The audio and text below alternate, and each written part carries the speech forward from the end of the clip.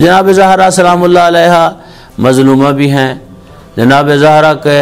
ہم جب ذکر کرتے ہیں، تذکرہ کرتے ہیں، تو ہمیں کچھ چیزیں ایسی ہیں جو مانے آ جاتی ہیں ہم جناب سیدہ کے ان لوگوں کا جنہوں نے آپ پہ ظلم کیا، ان کا کیا ہے تذکرہ نام لے کے نہیں کر سکتے۔ کیوں؟ اس لیے کہ ہو سکتا ہے کہ ہم جب شروع کرتے ہیں اور ذکر کرنا ہم چاہتے ہیں تو پھر یہ سوچتے ہیں ہو سکتا ہے کہ اس سے کیا ہے کچھ لوگوں کی دل آزاری نہ ہو جائے۔ ان کو بھی پتہ ہے، جو لوگ یہ باتیں ہم کرتے ہیں، شیعہ جو جن کی طرف اشارہ کرتے ہیں، یہ ساری چیزیں ان کو پتہ ہے، یہ ان کو بھی پتہ ہے کون ہیں جنہوں نے جناب سیدہ سلام اللہ علیہ پہ مظالم ڈھائے، اور جناب زہرا سلام اللہ علیہ کو اس حالت میں انہوں نے لے آئے، اور اتنے تھوڑے دنوں میں جناب سیدہ سلام اللہ علیہ بابا کے جانے کے بعد جو ہے آپ کی یہ حالت ہوئی، ان لوگوں کو پتہ ہے۔ ان کے بڑے ابھی آپ جائیں یوٹیوب پہ، اب ماشاءاللہ بہت سارے لوگ عقل مند بھی یہاں جو ان چیزوں کو سمجھتے ہیں وہ بھی بیٹھے ہوئے، جائیں اہل سنت کے کبار علماء، بڑے بڑے علماء نے ذکر کیا ہوا ہے کون لوگ تھے جنہوں نے یہ کام کیا، ان کے نام بھی بتائے ہوئے، سارا کچھ کیا ہوا ہے۔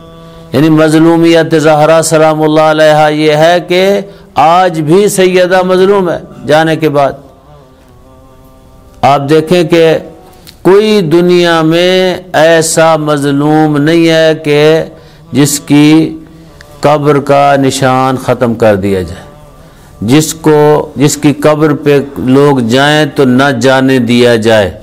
ایسی چلو قبریں ملیں گی جن کا نشان نہیں ہوگا، لیکن لوگ آپ کو پکڑ کے لے جائیں گے کہ یہ جی فلاں صاحب کی یہاں قبر ہوتی تھی، بعد میں کسی نے اس کو مٹا دیا۔ لیکن جناب سیدہ سلام اللہ علیہ یعنی مظلومیت دیکھیں پیغمبر اسلام کی صلی اللہ علیہ وآلہ وسلم کی بیٹی کی، کہ آپ کی قبر کا نشان بھی ختم کر دیا گیا اور آپ کی قبر پہ بھی اجازت نہیں ہے جانے کی۔ اور وہاں جب جاتے ہیں جن کو تھوڑا بہت علم ہے تو وہ کہتے ہیں کہ یہ اب کیوں آئے، یہ زہرا سلام اللہ علیہ کی قبر نہیں ہے، سلام اللہ علیہ تو میں کہہ رہا ہوں، وہ جس لہجے سے وہ لوگ کہتے ہیں آپ وہاں جائیں تو آپ کو پتہ چل جائے کہ کتنی مظلومہ ہے رسول صلی اللہ علیہ وآلہ وسلم کی بیٹی، کہ وہ اتنی اہانت کرتے ہیں وہاں جب بات کرتے ہیں تو کہتے ہیں ان کی قبر نہیں ہے، آپ کیوں آ گئے؟ تو پھر پوچھنے والے پوچھتے ہیں کہ اگر قبر نہیں ہے تو تمہیں کیا تکلیف ہے کہ تم روکتے ہو یہاں سے؟